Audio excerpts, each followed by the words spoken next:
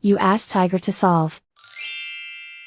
This deals with linear equations with one unknown. The final result is n equals 8. Let's solve it step by step.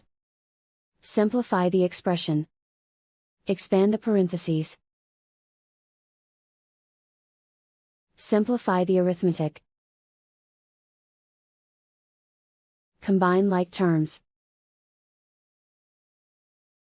Group all in terms on the left side of the equation. Subtract 3n from both sides. Group like terms. Simplify the arithmetic. Group like terms. Simplify the arithmetic. Group all constants on the right side of the equation. Add 4 to both sides. Simplify the arithmetic.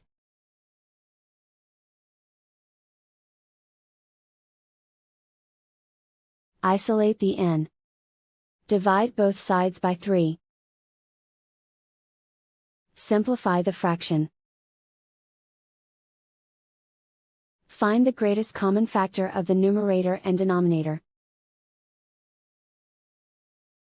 Factor out and cancel the greatest common factor. And so the final result is n equals 8.